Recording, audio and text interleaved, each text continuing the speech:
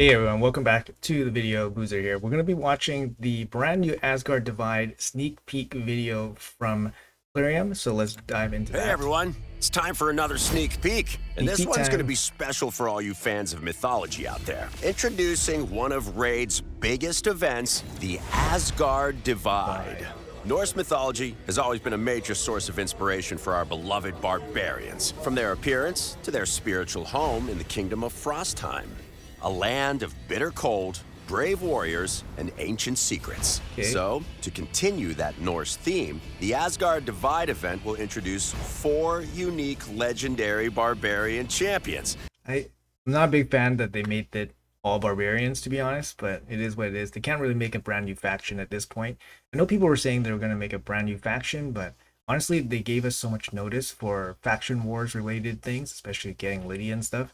They would never just drop a brand new faction on everybody with such short And a notice. time-limited event dungeon with a brand new variable gear set. This event will be massive, and it will be available from August 21st until November 22nd. Plenty of Wednesday? time to explore everything we've got planned.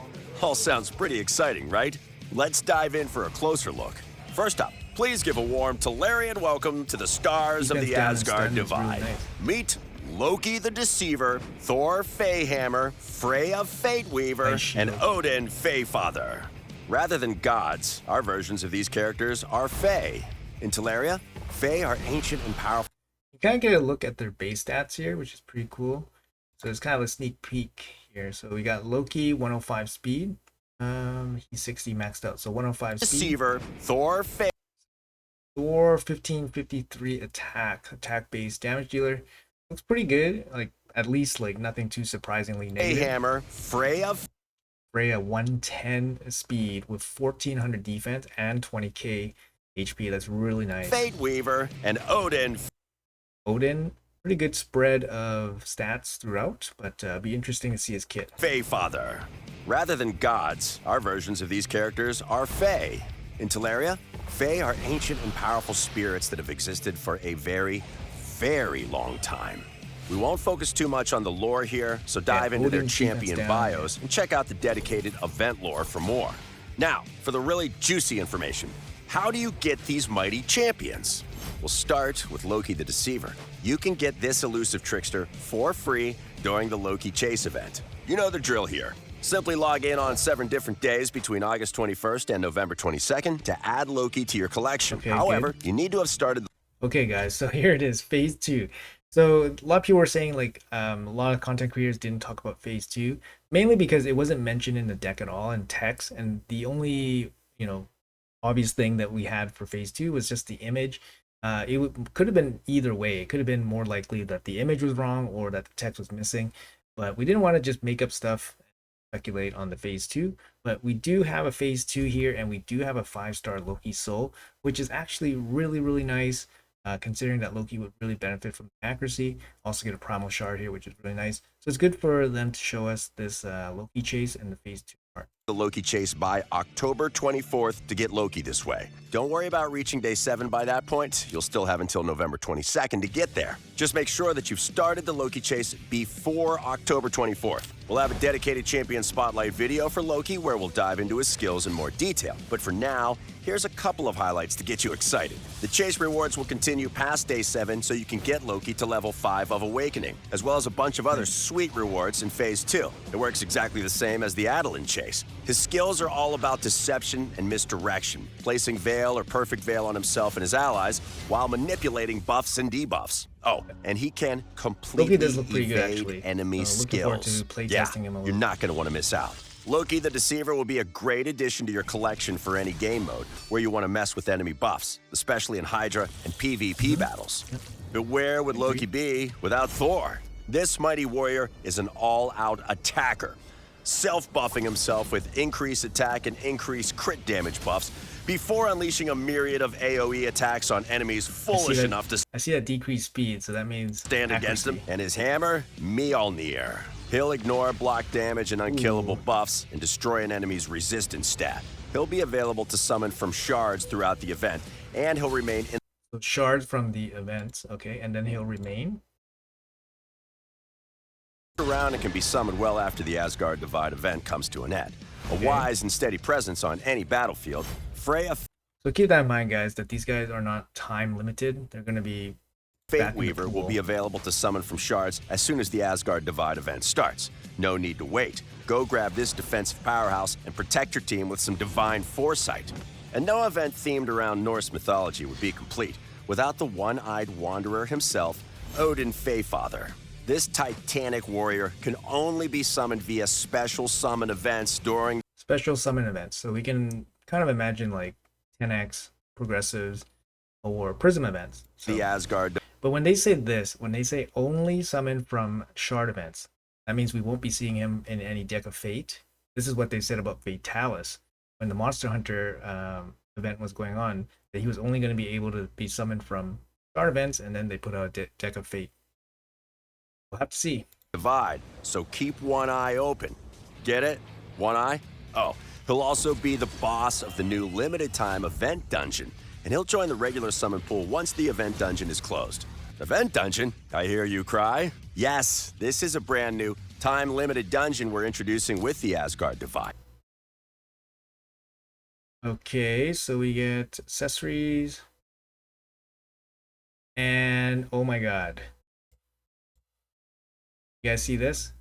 Pinpoint set in the event dungeon is also not the only set that can drop from this dungeon. Look at the other sets that are dropping in this dungeon. Crit rate, which is like basically auto sell, it's just so power crept that this set sucks. Accuracy, which is just the worst perception set, no speed. Curing, which is trash. Daze, which is trash, and then crit damage, which is fine, but even this is kind of like very power crept. And then you have pinpoint. It's actually, I can't believe it. It's actually freaking insane that Plarium would do this in this brand new dungeon event. So clearly, because it's energy based, you can just spend a ton of energy into it. But my god, look at the set distribution here. So you have a 1 in 6 chance of getting the pinpoint drop, unless they do like boosted rates like 3x or something, but 1 in 6 to drop the pinpoint set, which is better than a normal dungeon. But like if you're doing a special event dungeon, like you kind of expect to just get this gear. But I can understand how Plarium wants, to kind of limit the mega spenders. But man, these other sets are dang awful. These are dang awful. Like I can't imagine the amount of outrage that you guys would have just looking at this. Just it's absolutely insane. I was looking forward to spending a ton of energy into this dungeon, but man, getting this gear is just so awful. And we know that pinpoint is a 9-piece set, so it's gonna be really hard to get usable 9-piece set. I mean, most people will never get a 9-piece set. Let's face it. But now it's gonna be even harder. Obviously, a 1 in 6 chance to get pinpoint. And then your other pieces are just gonna be junk. So it's gonna be this is pretty bad. All right, let's finish off this video. It works like other dungeons. There's 30 stages with increasing difficulty, and sweet rewards that can be earned on each stage. Let me know in the comments below what you guys Initiating think. battles will only cost energy, so no special keys, no time or daily limitations, and you can super raid and multi-battle to your heart's content. So grab your 5 best champions and go kick the butt of whoever's boss. By the way, this new expedition won't be limited to just the Asgard Divide. Oh no. We'll be reopening the event dungeon for future large-scale events that's good to know, and introducing new bosses who are champions associated with that event. We can't wait to show you what we've got cooking. All right, we've talked enough about the event dungeon itself. Let's get properly into its first resident, Odin Feyfather. He'll rock the same skills as he'll have as a champion, plus all the standard boss immunities, as well as the temporal chains and lightning cage blessings. At lower stages, he'll only have level 1 of these blessings, but it'll rise to level 6 at the highest stages. Okay, so keep in mind, guys, like the lightning cage deals a little bit extra damage to you, and then temporal chains reduces your speed, so based on buffs and stuff. So keep that in mind. Hear the Feyfather's power.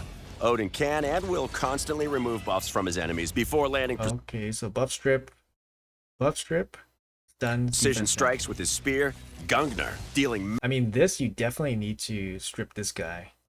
counterattack, block, like Massive single target damage that'll ignore defenses. Oh, and watch out for the new Berserk debuff Odin can place. It'll increase the champion's damage dealt and damage received. Make sure you increase damage dealt and damage received. Okay. read the in-game boss guide before you take on the fate. Damage dealt and damage received. So now Mishinaki takes more damage, but he deals more Hey, damage. Father, if you manage to conquer Odin's trial, then you'll receive a suitably awesome reward. I like how they showed the crit damage set here. It would have been funny if they showed like the curing set or something. As part of the event best set. dungeon, you can earn gear for a number of different artifact sets, including a new event dungeon-specific variable set called Pinpoint.